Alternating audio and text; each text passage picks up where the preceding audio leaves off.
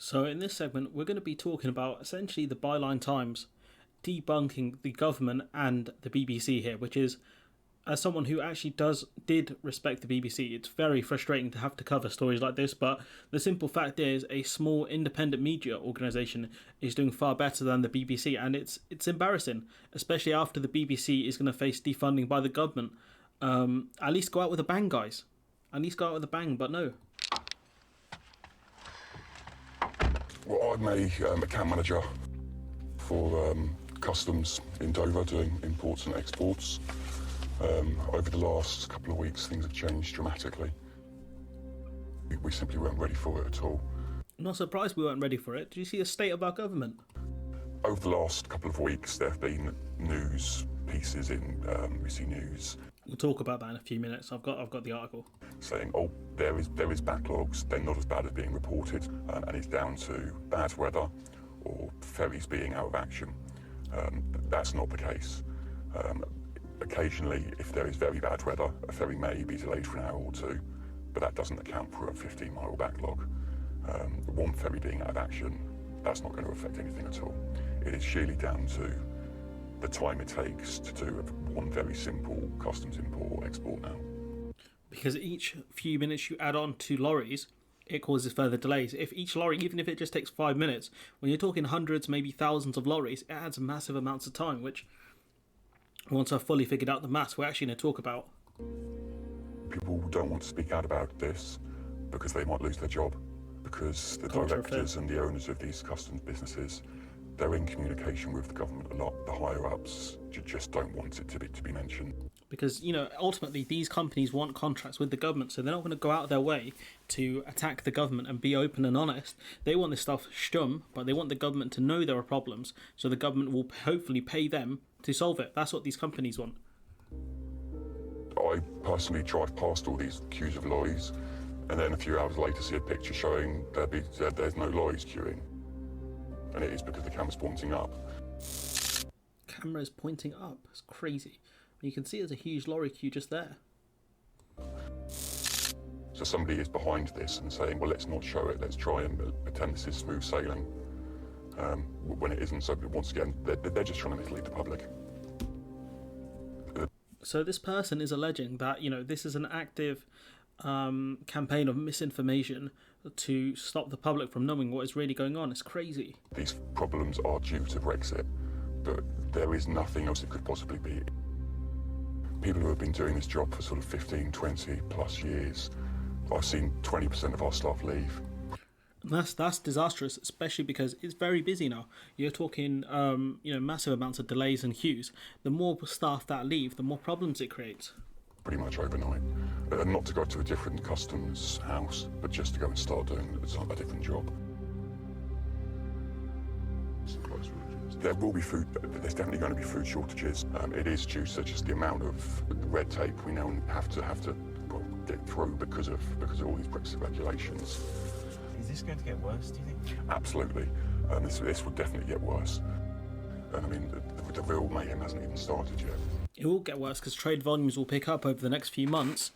And let's not forget, once we start doing physical checks in July, it's going to cause further delays. And, I've read some of the BBC articles around this, and it's absolutely terrifying. Right, so you've got one person saying, quote, this is a driver, saying, I'm waiting maybe 1 hour next week, maybe 5 hours. It's always different, one said. He's very frustrated. And drivers, are apparently paid by kilometre. Some are, some aren't. I think it depends on their contractual situation. The drivers blame cancelled ferry crossings. Now, we know that's not the case because we've watched an interview. Well, you might have watched it. An interview with the people here in the lorry park. None of these people mentioned cancelled ferries. What they did mention is customs delays. So that doesn't make sense. They talk about, for us, the government is staging Brexit bit by bit. That causes problems because people don't actually know what's going on. Dover, a driver stuck in Dover for 4 days. How is that down to ferry shortages? It doesn't make sense. And then you've got further. So this article talks about a guy being stuck for 4 days, right? And you've got, one person saying it's 1 hour. I'm waiting 1 hour next week, maybe 5 hours. It's always different. And then you've got, right, the BBC's fact check team talking here, right? in this pink bit. BBC trade correspondent Chris Morris has been told. Who has Chris Morris spoken to? That's what I want to know, because he's been told it's taking about 15 minutes per vehicle to process. So we're assuming on average they're saying it takes 15 minutes. Right? Are you including empty trucks or something? Because you've got people in this article, this guy saying, I'm waiting maybe 1 hour, next week maybe 5. So clearly, this person's experience, it hasn't taken anywhere near 15 minutes. So what are the BBC talking about? Then they blame cancelled ferries. Really? Cancelled ferries? And then you've got in this article, they talk about they're not cancelled, they're under repair. 3 ships were out for refitting last week. So 1 minute they're cancelled, now they're being done for refits. Are the BBC not questioning this? And why is it suddenly they're being done for refits now when we need them the most? And then you've got 3 ships were out for refitting last week, which is a quarter of the fleet. So you only have 12 ferries. This is about one specific fleet.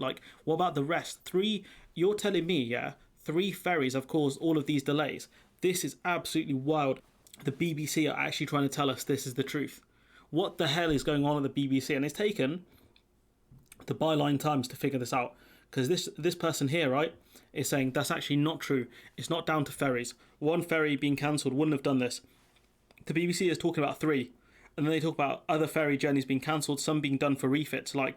Surely, if the government knew that there were going to be problems, they would have gotten more ferries in, or they would have got more companies in to deal with the crossings. The Port of Dover would have struggled to do this because they have funding issues, but surely the government should have stepped in, given how important this is. So evidently the BBC are telling lies here, because 1 minute they're talking about ferries being out for refits, and another one they're talking about fewer ferries operation than normal. That could be down to the refits, but they also talk about them being cancelled, so it doesn't make sense.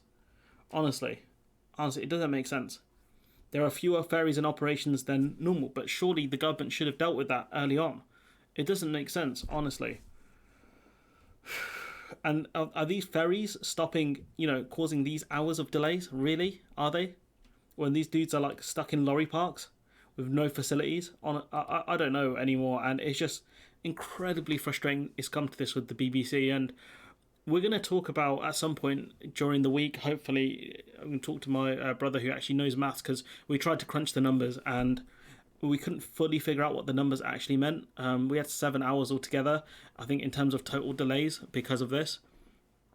But yeah, we're going to do some more number crunching to fully figure it out. But yeah, it's just absolute disaster. The BBC are just... Some of their reporting is not fit for purpose, because the question is, right, who did this geezer, right? Where's he gone? What's his name? Something Morris. I think his name was Chris Morris, right? Who is he speaking to? Who has Chris Morris spoken to? Someone, a spokesperson at Dover, who's just told to give this answer. They told us it's not down to the increased customs checks. They weren't the sole reason. They were talking about 3 ships being out for fitting.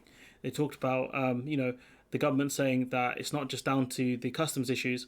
It's primarily was ship refitting, which reduces capacity. So you're telling me, right, these ship refittings have taken this whole month to do? You're lying, man. Absolute lies, honestly. This is scary that the BBC will just quote spokespeople, as they have done for a while now, with no actual fact-checking. And do you know what? Do you know what scares me even more? This article was written by the reality check team. Maybe they need a reality dose of what the hell's going on. But anyways, I'm going to leave it there. Let me know what you think in the comments below. Credit again to the Byline Times. Let me know what you think in the comments below. Like, comment, share, subscribe, and hopefully I'll see you in the next one.